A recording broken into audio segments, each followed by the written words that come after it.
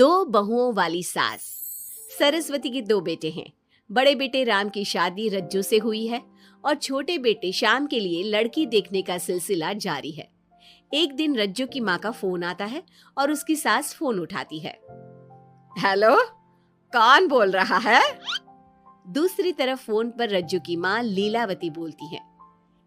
Hello समधन जी, मैं लीलावती बोल रही हूँ, रज्जू की माँ।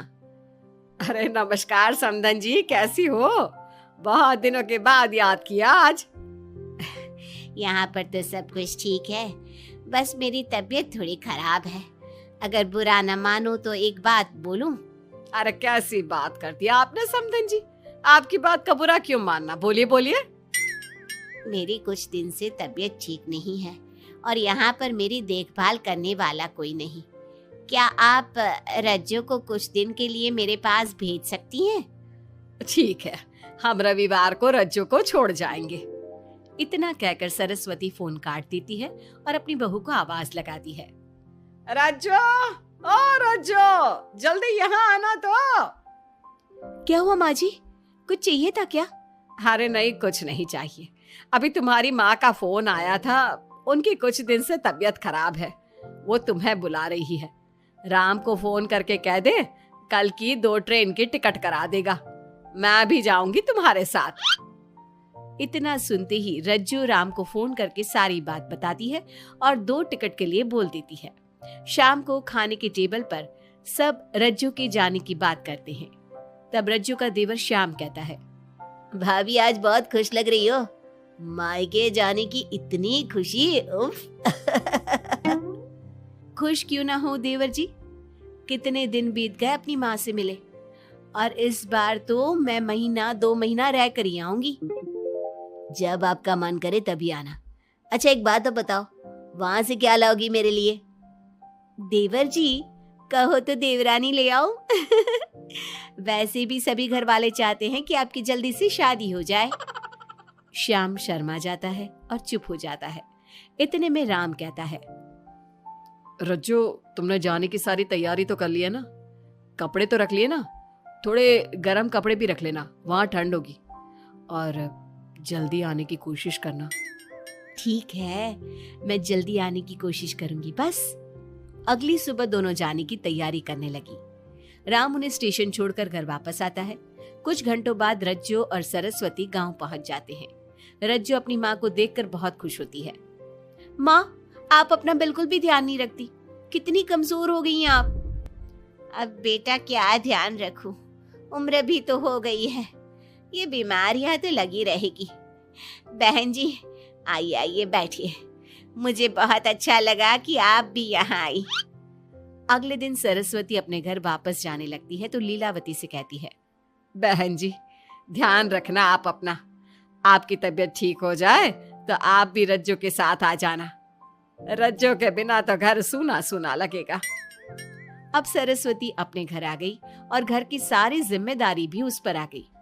एक दिन वो कपड़े धोकर छत पर सुखाने जाती है। बाल्टी में से टपकता पानी सीढ़ियों को गीला कर देता है और नीचे उतरते समय रज्जू की सास यानी कि सरस्वती देवी का पैर फिसल जाता है और वो गिर जाती है। ओह, अरे मेरी माँ मर गई, मेरा पैर तो गया। लेकिन घर में कोई नहीं था। सरस्वती जैसे तैसे अपने आप को संभालती जाकर कुर्सी पर बैठती है।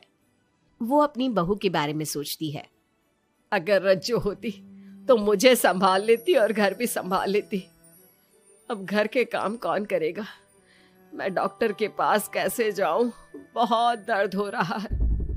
जब राम और श्याम घर आते हैं तो अपनी माँ की ऐसी हालत देखकर वो जल्दी से डॉक्टर को बुलाते हैं। डॉक्टर सरस्वती के पैर पर पट्टी बांधता है और उसे आराम करने की सलाह देता है।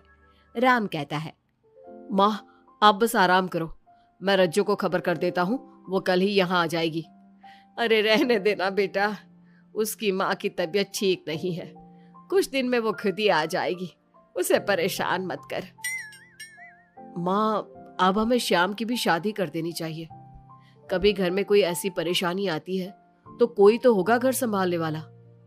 आप और रज्जू की घर के कामकाज में मदद भी हो जाएगी। कुछ समय बाद श्याम की शादी सीमा से हो गई। लेकिन सीमा ने तो आते ही घर में क्लेश शुरू कर दिया। वो छोटी छोटी बातों पर लड़ती और उसे देखकर रज्जू का भी बर्ताव बदल गया। एक दिन सीमा सुबह उठने में लेट हो गई और रज्जू ने नाश्ता बना दिया। सभी अपने अपने काम पर चले गए।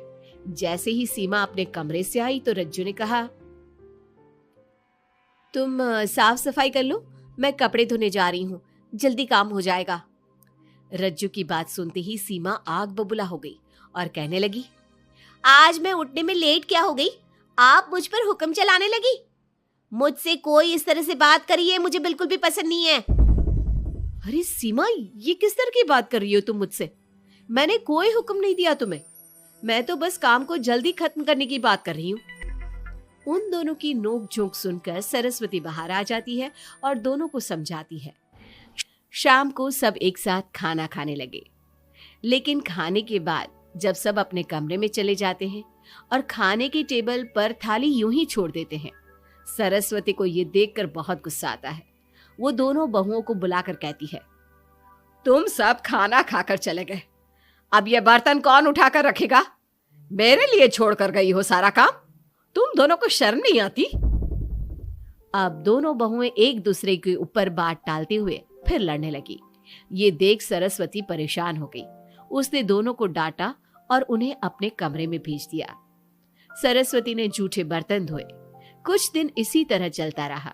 अब दोनों सास की नजरों में एक दूसरे को गिराने में लग गई। माँ जी, जब भाभी फोन पर बात कर रही थी ना, तो कह रही थी मैं अपने मायके चली जाऊंगी तो देखते हैं कि कौन काम करता है। और ये हम सबकी बुराई कर रही थी वो। बहू, किसी की बात चुपके से सुनना गलत है ना। तुम आज के बाद ऐसा मत करना। अब तुम जाओ, मैं रज्जू को समझा दूंगी। सरस्वती ने रज्जू से बात करके उसे समझा दिया। लेकिन रज्जू को अपनी देवरानी पर बहुत गुस्सा आया। अब वो भी सीमा की चुगली अपनी सास से करने लगी। अगले दिन रज्जू अपनी सास के कमरे में जाती है और कहती है, मैंने सीमा को बात करते सुना था। वो देवर जी से कह रही थी कि अगर हम लोग अलग कहीं रहे तो हम ज्यादा खुश रहेंगे, रोज रोज की लड़ाइयों से भी बचेंगे। सरस्वती को इस बात पर गुस्सा तो बहुत आया, लेकिन उसने कुछ कहा नहीं। जब दोनों बहुओं को लगा कि सरस्वती उनकी बातों में नहीं आने वाली, तो उन्होंने रिश्तेदारों और पड़ोसियों से एक दूसरे की चुगली करना शुरू कर दिया। जब सरस्वती को ये बात पता चली तो उसने इनकी लड़ाई को शांत करने का उपाय निकाला। रज्जो, सीमा, यहाँ आओ दोनों। दोनों अपनी सास के पास आती हैं। कल मैं घर में हवन करवा रही हूँ। तुम पड़ोसियों और रिश्तेदारों को आने के लिए कह दो और हवन की सारी तैयारी कर लो। हवन का दिन आ गया। पंडित जी रामायण का पाठ करने लगे। माता सीता से महान कोई पत्नी नहीं।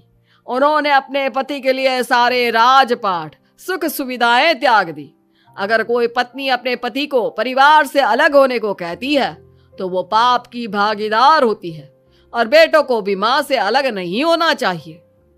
सीमा पंडित जी की बात बहुत ध्यान से सुन रही थी और उनकी हाँ में हाँ मिला रही थी। ऐसे ही रामायण का पाठ अंतिम सीमा पर आ गया, जिसमें विभीषण के बारे में बताया गया था। अगर विभीषण अपने भाई का भेद न देता तो रावण का विनाश नामुमकिन था। पूजा खत्म होते ही सीमा बोल पड़ी, तभी तो मैं कहती हूँ परिवार में आपसी प्रेम होना बहुत जरूरी है। लेकिन मेरी सुनता कौन है इस घर में? आपसी प्रेम की बात कौन कर रहा है, जिसने घर में आती ही लड़ाइयां शुरू करवा दी। दोनों में फिर से नोक झोंक शुरू हो गई। सरस्वती दोनों को चुप कराते हुए बोली, अरे चुप हो जाओ तुम दोनों, पड़ोसी क्या कहेंगे, सब सुन रहे हैं तुम्हारी बातें। तभी उनमें से एक पड़ोसन बोलती है, सरस्वती बहन, क्यों चुप करवा रही हो अपनी बहुओं को? हमें तो इनके बारे में सब कुछ पता है। ये दोनों हमारे घर आकर एक दूसरे की चुगली करती है। तुम्हारे घर की हर छोटी से छोटी चीज पता है हमें।